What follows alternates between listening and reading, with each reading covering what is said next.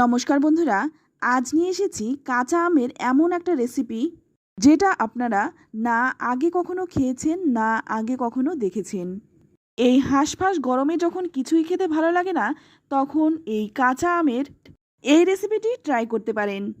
এই গরমে শরীর মন দুটোই কিন্তু জুড়িয়ে যাবে। দুপুরে অন্তত একটু হলেও খেতে পারবেন। চলুন তাহলে দেখে নেওয়া যাক। তো প্রথমেই দেখুন, এখানে আমি দুটো কাঁচা আম নিয়েছি। আমের পরিমাণটা আপনারা কম বেশি করে নিতে পারেন। এবার আমগুলোকে খুব ভালো করে একটু ধুয়ে নিলাম। তারপর এই রকম একটা সিলভারের পাত্রের মধ্যে আমগুলো নিয়ে নিচ্ছি। এবার এর মধ্যেই দিয়ে দেব 2 গ্লাস জল।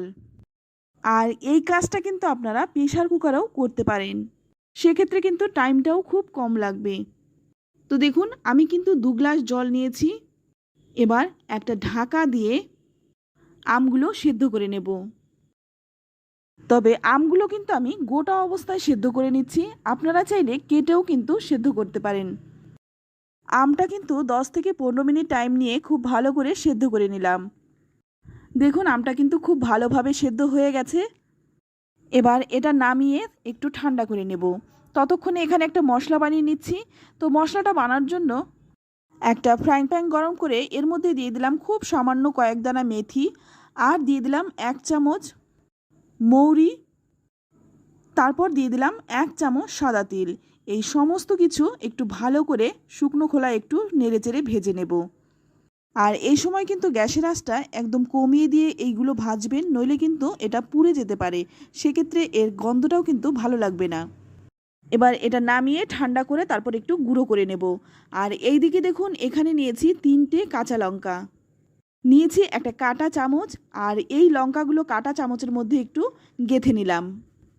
তারপর দেখুন, গ্যাসটা অন করে এই লঙ্কাগুলোকে একটু পুড়িয়ে নিচ্ছি।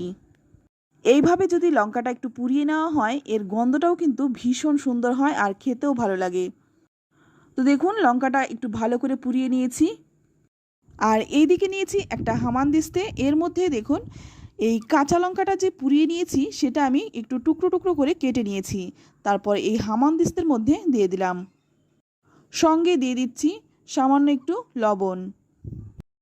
লবণটা দিয়ে এবার ভালো করে একটু থেতো করে নেব। তো বন্ধুরা, কাঁচা আমের তো অনেক রেসিপি অনেকভাবেই খেয়েছেন, চাটনি, আচার, টক, অনেক রকমভাবেই খেয়েছেন। তবে এইভাবে একবার বানিয়ে খেয়ে দেখুন, আশা করছি আপনাদের ভীষণ পছন্দ হবে। আর এটা কিন্তু ভাত দিয়েও খেতে ভালো লাগে।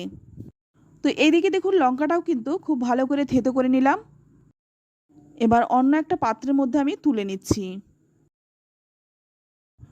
তো দেখুন, লঙ্কাটা আমি তুলে নিলাম, তবে ঝালটা কিন্তু আপনারা পছন্দ মতো দেবেন। আর এই দিকে দেখুন, যে আম দুটো আমি সেদ্ধ করে রেখেছিলাম, সে আমটা এবার একটু হাত দিয়ে একটু গুলে নেব। তো খুব ভালো করে একটু ম্যাশ করে নেব, যাতে জলের সাথে খুব ভালো করে আমটা গুলে যায়। তো দেখুন, খুব ভালো করে গুলে নিলাম। আর এই কাজটা কিন্তু আমি হাত দিয়ে করেছি, আপনারা কিন্তু চামচ দিয়েও করতে পারেন, তবে হাত দিয়ে করলে কিন্তু একটু বেশি ভালো হয়। এবার দেখুন, এর মধ্যে দিয়ে দিচ্ছি একটা ছোট পেঁয়াজ। পেঁয়াজকে আমি কুচি করে কেটে নিয়েছি। তারপর দিয়ে দিচ্ছি সামান্য একটু ধনেপাতা। এবার আমি এর মধ্যে দেব 1 চামচ আখের গুড়। আখের গুড়ের পরিবর্তে আপনারা চিনিটা দিতে পারেন, তবে আমি বলবো আখের গুড়টাই দেওয়ার চেষ্টা করবেন। গুড়টা দিয়ে আবারও একটু ভালো করে মিশিয়ে নিচ্ছি। তারপর এর মধ্যে দিয়ে দিচ্ছি থেতো করে রাখা লঙ্কাটা। লঙ্কাটা দিয়ে আবারও কিন্তু একটু ভালো করে নেড়েচেড়ে মেখে নেব। এবার দিয়ে দিচ্ছি ভাজা মশলাটা। এটা আমি ভেজে গুঁড়ো করে নিয়েছিলাম। তারপর ভালো করে একটু নেড়েচেড়ে মিশিয়ে নিচ্ছি। এবার অপর দিকে কড়াই গরম করে নিয়ে এর মধ্যে দিয়ে দিলাম 1 চামচ সর্ষের তেল। তেলের পরিমাণটা কিন্তু 1 চামচই রাখবেন, নইলে কিন্তু তেলের একটা গন্ধ ছাড়বে, সেক্ষেত্রে খেতে ভালো লাগবে না। দিয়ে দিলাম সামান্য একটু কালো সর্ষে, আর দিয়ে দিলাম কয়েকটা কারি পাতা। ফোড়নটা একটু ভালো করে ভেজে নিয়ে তারপর আগে থেকে তৈরি করে রাখা আমের পালটা দিয়ে দিলাম। এবার ভালো করে নেড়েচেড়ে মিশিয়ে নেব। আর এটা কিন্তু খুব বেশি ফোটাবো না, জাস্ট 1 মিনিট নেড়েচেড়ে নামিয়ে নেব। তো দেখুন নামিয়ে নিচ্ছি। এটা দেখতেও যতটা সুন্দর, খেতেও কিন্তু ভীষণ মুখরোচক।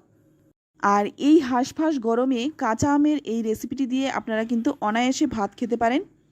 তো বন্ধুরা, কাঁচা আমের এই রেসিপিটি আপনাদের কেমন লাগলো অবশ্যই কমেন্টে জানাবেন। ভালো লাগলে লাইক, কমেন্ট, শেয়ার করবেন। আর আপনি যদি আমার চ্যানেলে নতুন হয়ে থাকেন, চ্যানেলটা সাবস্ক্রাইব করে নেওয়ার অনুরোধ রইল। কাঁচা আম থাকতে থাকতে একবার হলেও এই রেসিপিটি ট্রাই করতে পারেন। আশা করছি আপনাদের ভীষণ পছন্দ হবে। তো আজ এই পর্যন্তই। আবারও দেখা হবে অন্য কোনো নতুন রেসিপিতে। ততক্ষণ সকলে ভালো থাকবেন, সুস্থ থাকবেন। ধন্যবাদ।